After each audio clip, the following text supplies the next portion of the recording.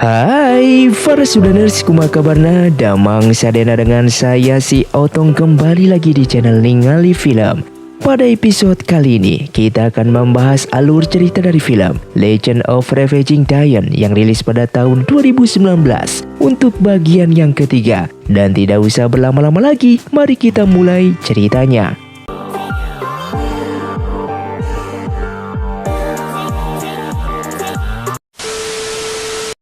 Film pun dilanjutkan dengan Killing yang bertemu kembali dengan Yahua beserta Lian. Namun saat itu ia sangat terkejut dikarenakan tangan Yahua sebelahnya telah putus.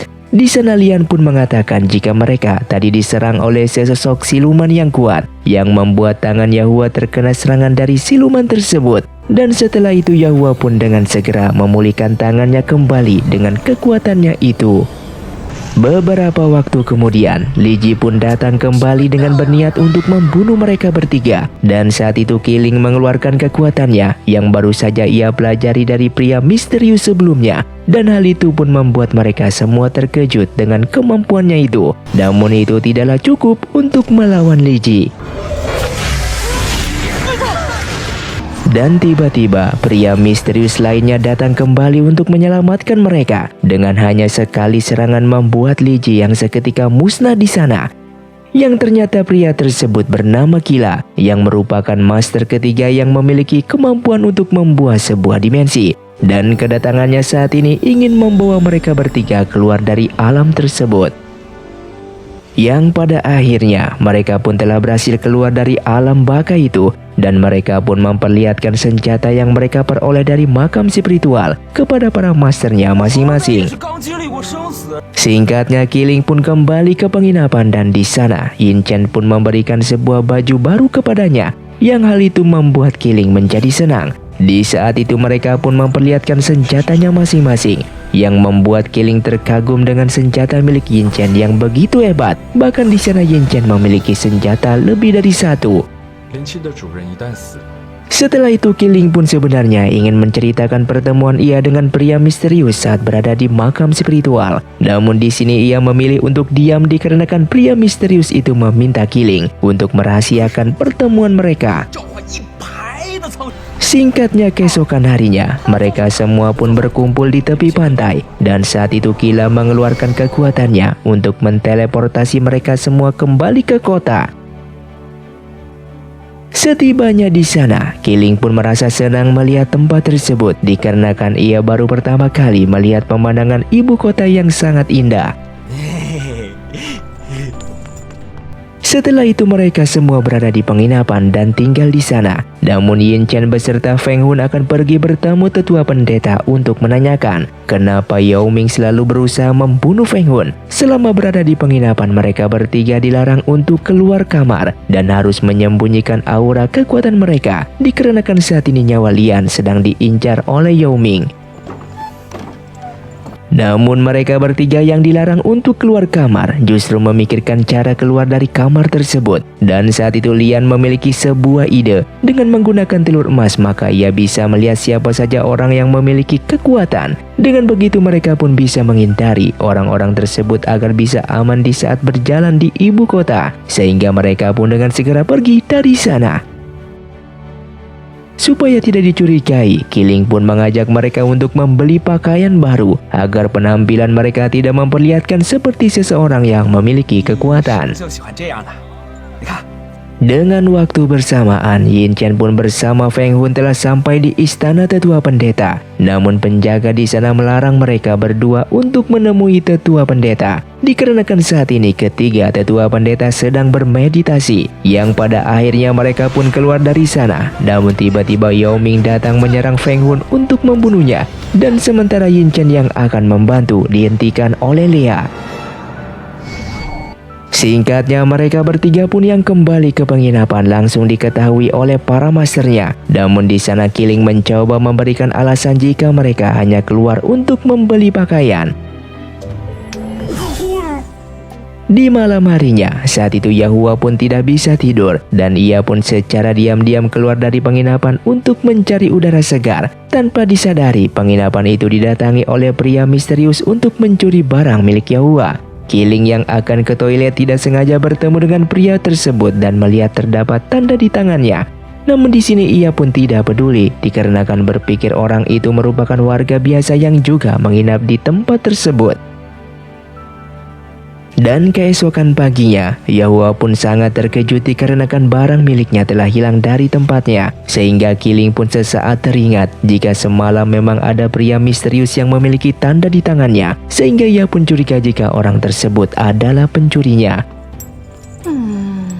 Di saat itu Yahua pun sangat bersedih dikarenakan salah satu barang tersebut milik peninggalan ibunya yang sangat berharga baginya. Di sana Lian pun mengatakan jika ia berjanji akan menemukan pencurinya dan akan mengambil kembali barang milik Yahua. Di tempat lain, saat ini Yao Ming sedang menyembuhkan luka di tubuh Lea dan sesaat mereka teringat di masa lalu di saat pertama kali mereka bertemu. Terlihat Yao Ming beserta Lea berada di jurang kematian yang terpisah dan saling membunuh satu sama lain agar bisa bertahan hidup. Setelah itu Yao Ming dan Lea yang bertahan hingga air mencoba keluar dari sana dan tak sengaja bertemu. Mulai dari sinilah pertemuan awal mereka yang berujung Yao Ming menjadi master kedua dan Lea menjadi master keempat. Di tempat lain, Kiling yang kembali melihat Yahua dan Lian sudah tidak ada berada di kamar. Ia pun curiga jika mereka berdua saat ini pasti sedang menyelidiki pencuri tadi malam tanpa mengajaknya. Sementara saat itu Yao Ming akan membawa Lea pergi ke Danau Emas untuk menyembuhkan lukanya saat ini. Dan ia pun mengajak muridnya bernama Nihong untuk menjaga mereka dari serangan hewan spiritual. Sedangkan Lian beserta Yahua berhasil menemukan jejak pencuri tersebut dan Kiling pun telah sampai di sana yang telah mengikuti mereka. Mereka bertiga pun mulai masuk ke dalam dan berhasil menemukan pencuri itu. Namun di sana Kiling berhasil disandra oleh pencuri tersebut yang membuat mereka tidak bisa melakukan apapun. Melihat keadaan seperti ini, Lian pun terpaksa menggunakan kekuatannya untuk mengalahkan pencuri tersebut.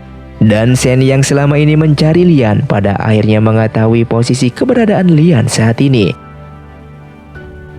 Dengan bersamaan Yin Chen pun kembali untuk menemui tetua pendeta. Namun ia dilarang untuk masuk dan hanya boleh berkomunikasi dari luar. Tak punya pilihan lain, Yin Chen pun menanyakan kenapa Yao Ming selalu berusaha untuk membunuh Feng Hun. Yang ternyata semuanya itu merupakan perintah dari tetua pendeta itu sendiri yang menyuruh Yao Ming untuk membunuh Feng Hun. Namun saat ini tetua pendeta masih belum memberitahukan alasan tersebut.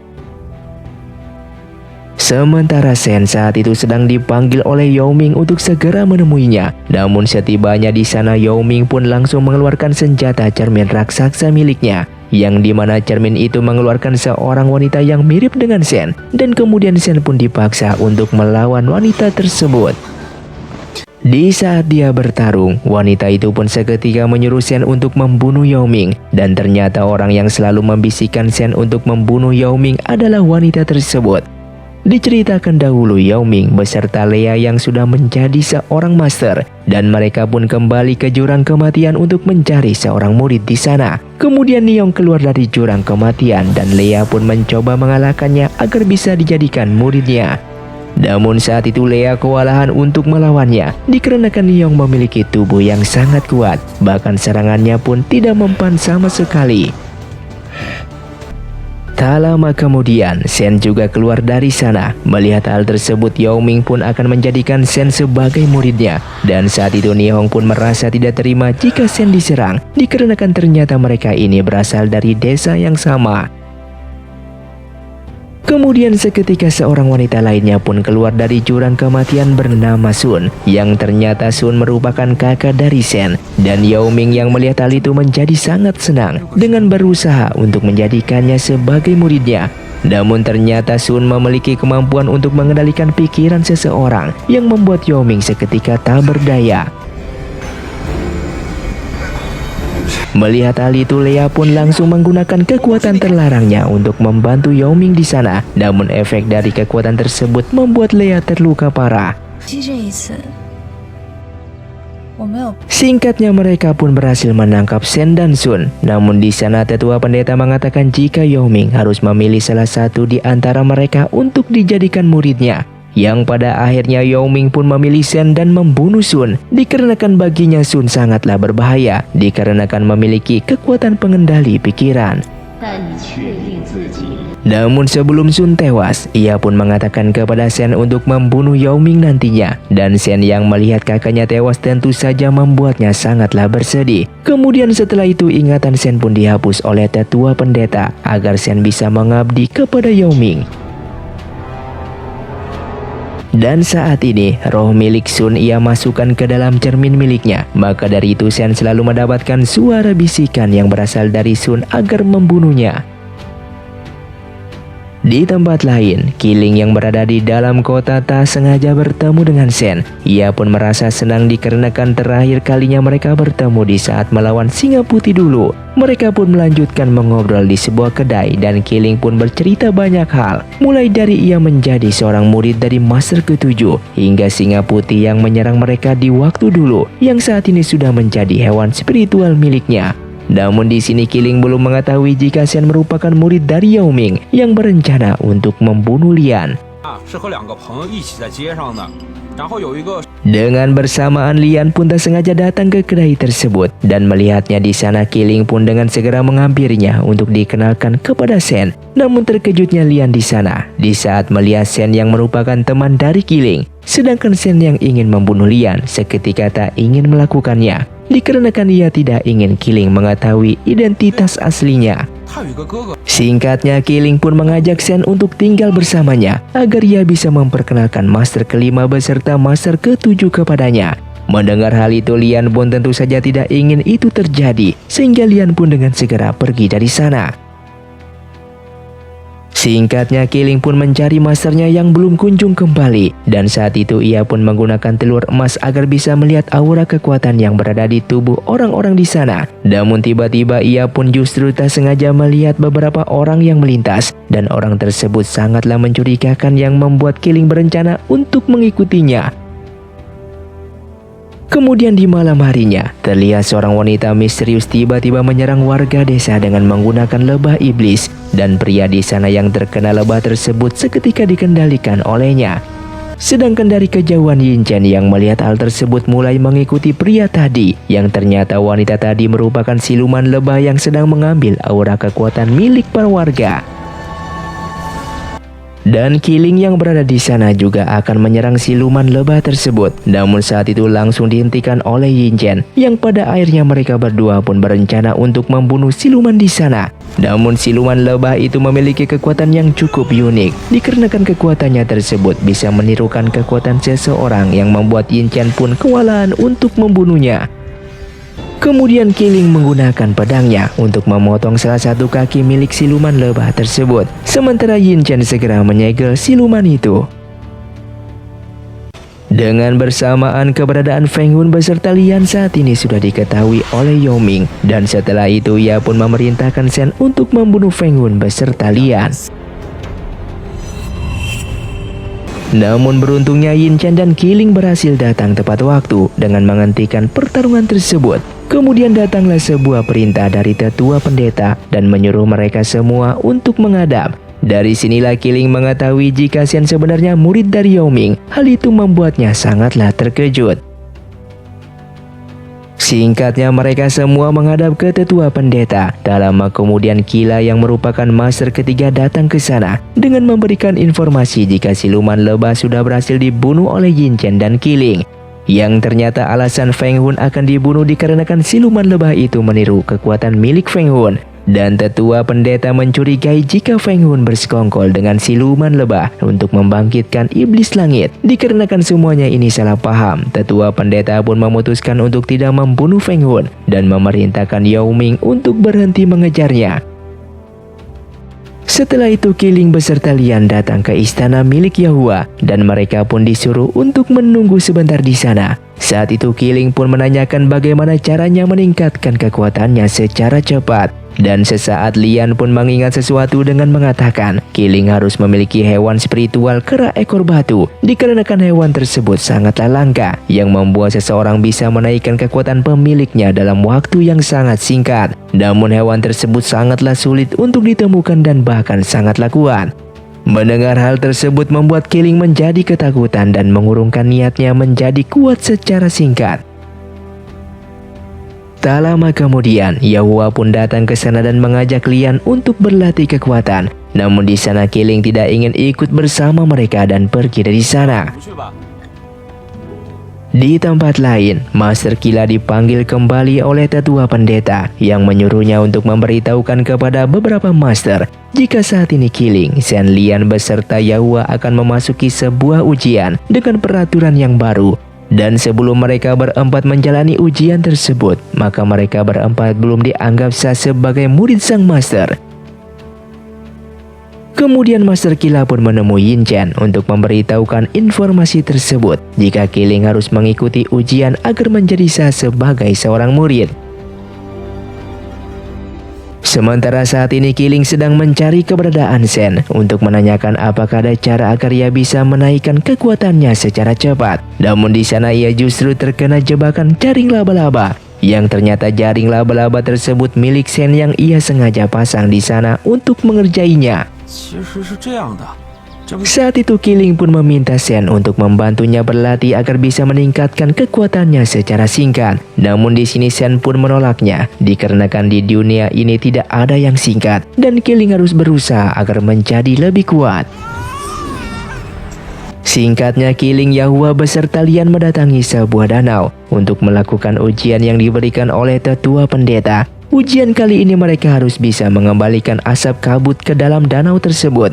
Dikarenakan danau itu merupakan sumber pengobatan untuk para warga. Namun saat ini danau itu tidak berguna dikarenakan asap kabutnya telah menghilang. Dan mendengar hal itu Lian pun dengan segera membuat asap kabut tersebut.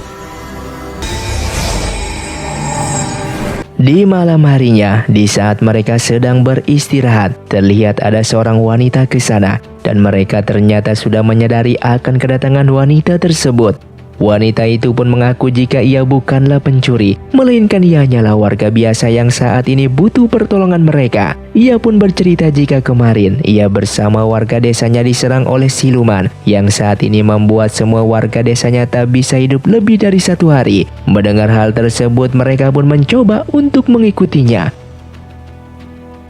Dan di saat mereka ke sana, ternyata apa yang dikatakannya memang benar. Beberapa warga di sana sudah banyak yang tewas dikarenakan diserang oleh siluman. Satu-satunya cara untuk bisa menyembuhkan warga di sana adalah menggunakan danau asap kabut.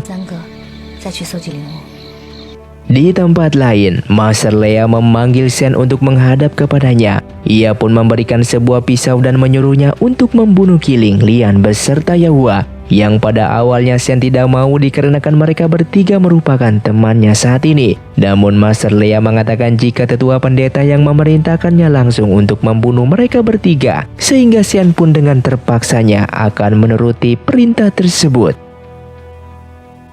Singkatnya danau asap kabut berhasil diciptakan dan para warga pun disembuhkan di danau itu. Kemudian Keling pun menjadi sangatlah senang dikarenakan bisa membantu orang yang dalam kesusahan.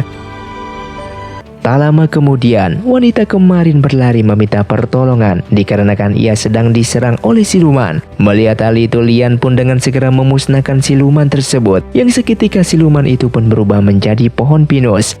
Dan wanita itu mengatakan jika iblis pinus itulah yang menyerang ia bersama warganya di saat dulu.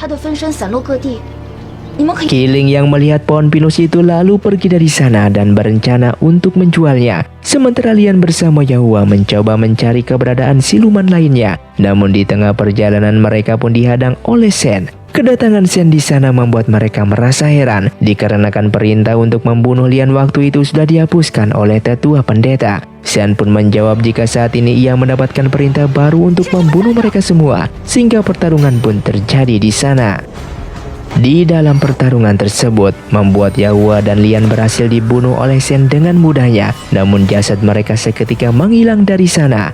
Sementara Keling yang telah kembali dan melihat semuanya itu langsung terdiam. Ia pun mendekati Shen dan tidak menyalahkannya, dikarenakan ia tahu jika semuanya ini pasti perintah dari tetua pendeta.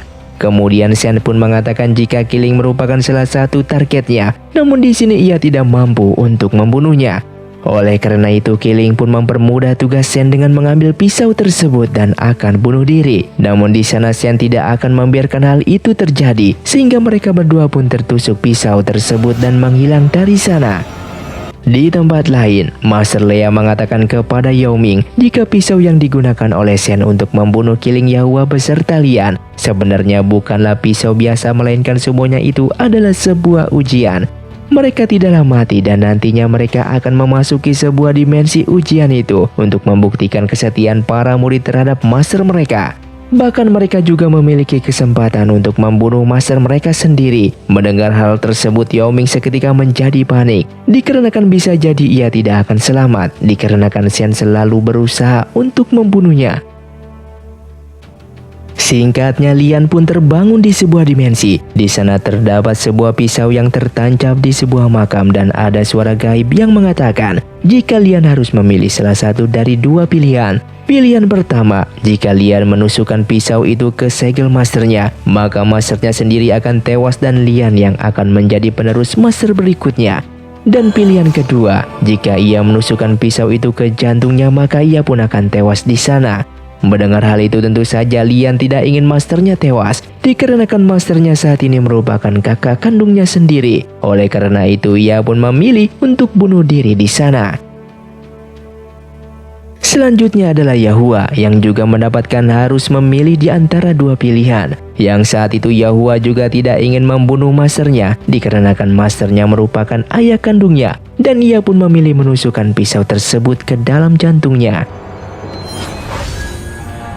Sementara Shen saat ini berada di sebuah tempat dan ia pun harus tetap memilih salah satu di antara dua pilihan. Yang saat itu Shen pun terus dihantui oleh suara gaib yang menyuruhnya untuk membunuh Yao Ming. Singkatnya, Master Kila pun menjelaskan jika ujian tersebut merupakan ujian untuk membuktikan kesetiaan para murid terhadap master mereka. Lalu ia pun memilih jika saat ini Shen sudah lulus dalam ujian tersebut dengan memilih untuk bunuh diri. Mendengar hal itu, Yao Ming bernafas lega dan segera pergi dari sana. Namun saat ini tersisa Keling yang belum keluar dari dimensi tersebut. Ia pun sangat terkejut dikarenakan berada di kota Wuse, tempat kelahirannya. Dan ia pun mendengarkan suara gaib yang menyuruhnya untuk memilih salah satu dari dua pilihan. Di sini Keling pun menyadari jika semuanya itu adalah ujian dan ia tidak ingin memilih salah satu dari dua pilihan tersebut. Mustahil baginya untuk membunuh Yin Chen dan ia juga tidak akan membunuh dirinya sendiri. Sehingga ia pun duduk di sana dan tidak melakukan apapun. Melihat hal tersebut, Master Kila sangat terkejut dikarenakan Keling bisa mengetahui jika dimensi itu merupakan sebuah ujian. Ia pun mengatakan kepada Yin Chen jika baru kali ini ada seorang murid yang tidak panik dan tidak membuat pilihan sama sekali.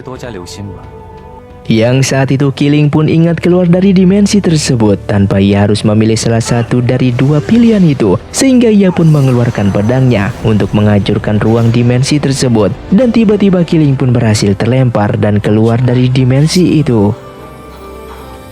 Singkatnya, di malam harinya, yang saat itu Yahua sangat marah dengan menghancurkan barang-barangnya di sana. Dikarenakan ia pun kesal kepada masternya yang merupakan ayahnya sendiri yang pergi dan tidak pulang kembali. Ia pun menangis di sana dikarenakan merasa kesepian dan hanya dia seorang yang tidak pernah didampingi oleh masternya sendiri. Dengan bersamaan tiba-tiba patung dewa yang menyegel iblis langit pun seketika menjadi retak. Dan informasi itu pun telah didengar oleh para warga di ibu kota tersebut. Yang tentu saja mereka semua menjadi panik dikarenakan takut iblis langit akan muncul kembali dan membuat kehancuran di sana. Sementara di tempat lain, Master Kila segera dipanggil oleh tetua pendeta dan menyuruhnya untuk mengecek penyebab kenapa patung dewa bisa retak. Ia juga meminta Master Kila untuk menenangkan para warga di sana agar tidak panik akan masalah tersebut. Sementara dikarenakan Keling yang merasa penasaran mengapa patung dewa bisa retak, secara diam-diam ia pun pergi dari rumah untuk mendatangi patung dewa tersebut. Dan di sana tiba-tiba ia pun dibuat pingsan oleh seseorang. Namun keesokan harinya ia pun pulang ke rumah dengan kondisi yang baik. Dan kebetulan Yin Chen pun menanyakannya di sana tentang Keling yang semalaman tidak ada di rumah. Dan film pun bersambung. Terima kasih untuk kalian yang sudah menonton video ini sampai habis. Sampai jumpa di video selanjutnya. Saya pamit urang dari ningali film, si Otong undur diri dan salam Sundaners.